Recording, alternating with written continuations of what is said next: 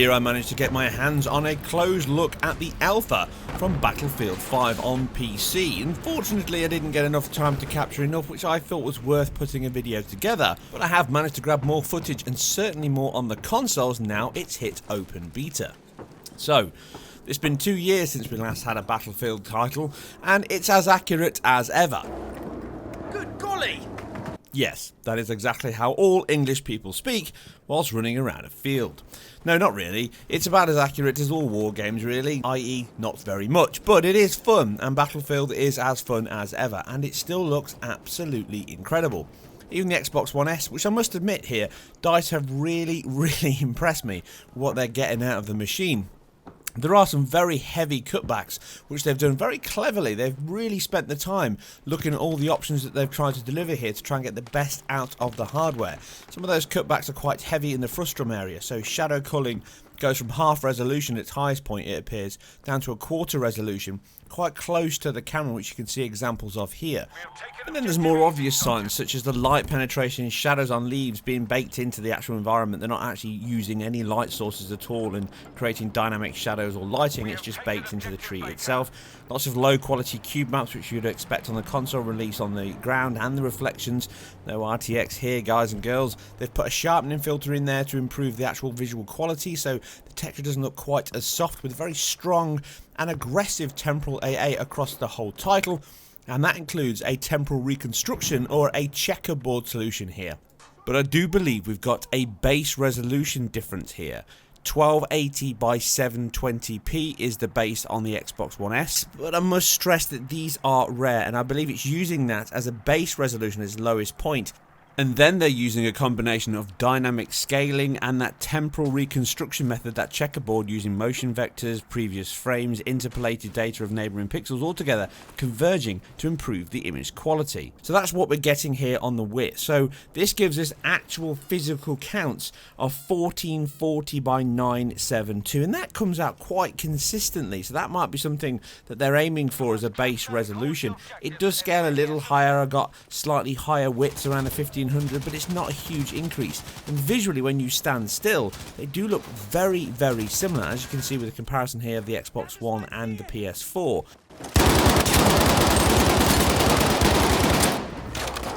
So the PS4 is slightly different. Again, it looks to be targeting with a base resolution of 1600 by 900p, and again it looks to be interjecting with that with a checkerboard solution and that temporal AA, bringing all that together to improve the quality and the final pixel output. But the PS4 does better because it has a slightly higher resolution to run from.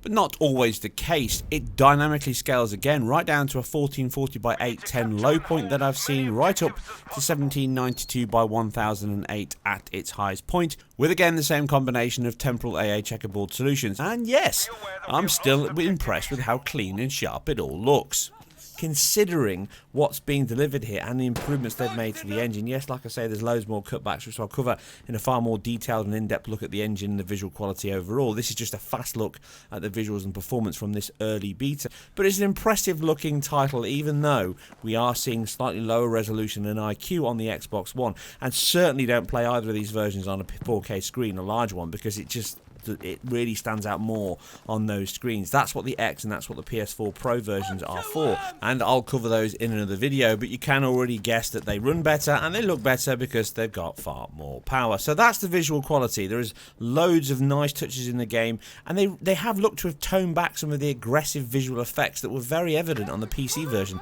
almost to the detriment of the visual quality of the game. And it's one of the reasons why I kind of feel that the RTX stuff from Nvidia on this title is almost wasted. I don't mean to sound that in a negative way, but this is such a fast-paced action title where everything's blowing up and you're running around like a headless chicken trying to find the next enemy or dodge the next bullet that's coming your way. It just seems weird that you've got all these high-quality reflections bouncing everywhere and you don't really get time to look at it. You can see the comparison here from the RTX version with those high quality ray trace reflections of the building. Look very nice, and that low quality cube map that I laughed at in the PC version, that isn't a standard PC version. That's a console version, which is what you're seeing here. In fact, this is actually slightly lower than that version, I believe, but that's quite an achievement. But these are obvious cutbacks because no one's sitting there looking at reflections in a title like this. What you are doing though is trying to keep the performance high, and this is where this beta already lets itself down. All those cutbacks and sacrifices are impressive. But I'll go out on a limb right now and say, as it stands at the moment, and I do think DICE will improve this, they always do, and it will improve significantly. But right now, this game needs a 30 FPS cap on both versions. I know as an online multiplayer title I'm saying that, and I really shouldn't, but it's so inconsistent and nowhere near a lock 60. In fact, it barely hits 60. It's a classic case of looking at the floor, looking at the sky, you get 60 on both machines. Beside that, you're somewhere in between. It hovers so close to 40s and the high 30s at points that it really isn't any bother having a 60 FPS mode. And it feels inconsistent to play. It really does. It makes the control response bad. It makes some of the movement bad. And I really hope, and I do believe they will improve that quite significantly. But right now, we're looking at a title that performs very low in the base of where we are. It's actually, I would say at this point, worse than what we saw on Battlefield 1. So that is a shame. Like I say, it's a great title and it looks very impressive, but if you are looking to play this on both the Xbox One and the PS4, you may find some performance issues right away from playing on the base consoles. It's still fun, it's still enjoyable, and I really do like Battlefield, much more now than Call of Duty. I've completely gone off that title. This is where my heart lies, and it really pushes the visual quality of a title way beyond anything else that I've seen. I mean, this is a multiplayer title. Look at the visual quality, a 60 FPS target title here, running at these resolutions. And not only that, but they're using all of the techniques and physical fidelity here to make a game look much sharper and cleaner than the actual pixel count says. And this is why I've said over the years, pixel counts alone don't mean much. This is a low resolution title really, but actually in motion it looks beautiful. All the motion blur and the chromatic aberration can get a bit iffy, but all the menus are there. You can flick a lot of those options off. And again, a nod to DICE here, because they really have added all those configuration options in the menu on console, so you really can tweak the game quite aggressively here compared to what you could do a few years ago on console versions. So I'm very impressed and pleased with those options. You can see a few more minutes here of action on both the Xbox One S and the PS4 to check out how those frame rates run, and obviously all the information and stats is below in the video quality. Check back soon for some more PS4 Pro and Xbox analysis and that important PC versions as well, which is where this title will really shine. But right now, I must say I am very impressed with what the team have yet again delivered on Xbox One and PS4 hardware. Yes, it's not a great performing title, and I really hope they put a cap version in there. It would make a lot more sense. They probably won't though, but I wish they would, because right now that is my big Achilles heel with these versions. Their performance is just far too inconsistent and nowhere near. And if you watched enough of my videos, you know I'm not a big complainer for frame rates, but for this title at this action, it really does let the side down just a little bit more than I would hope for.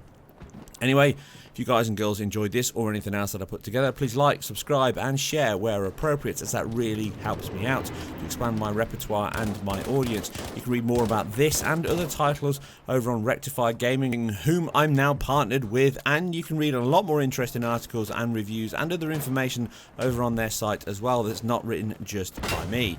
Anyway, I'll catch you guys and girls on the next one.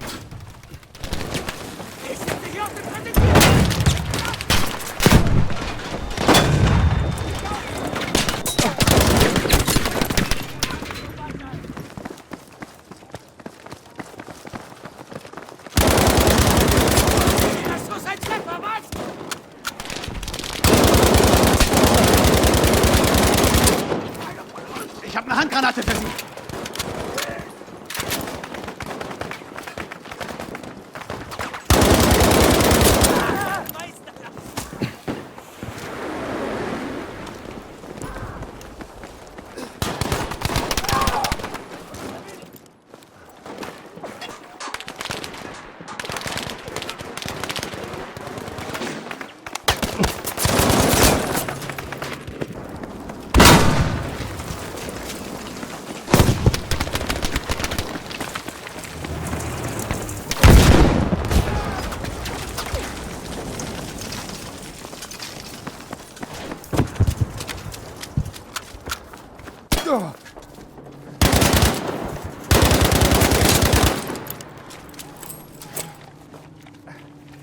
Objective Dora!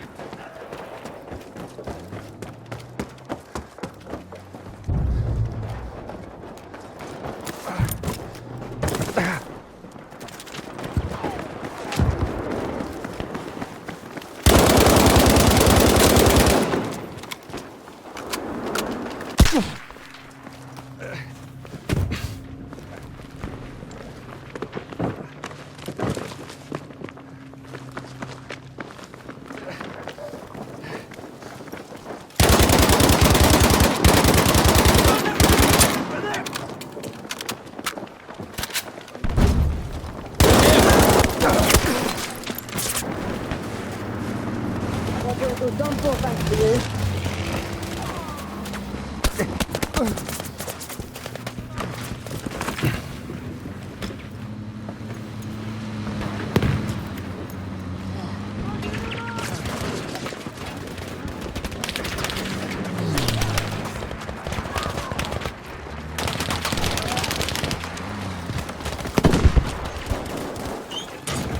Gotcha, mate.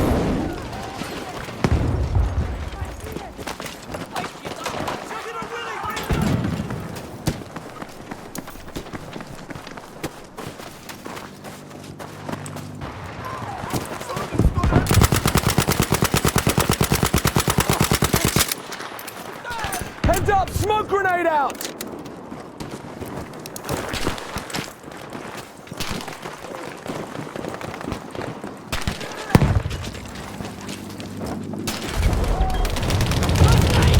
Nearly have the sector.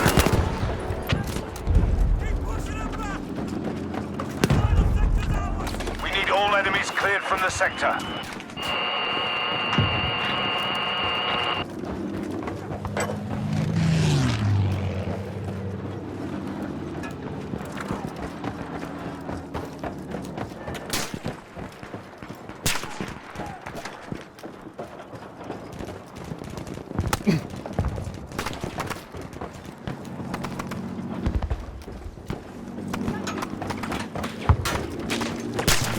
Gotcha, chum.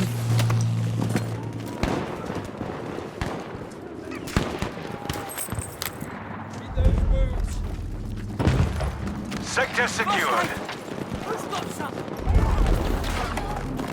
We must attack the next sector immediately.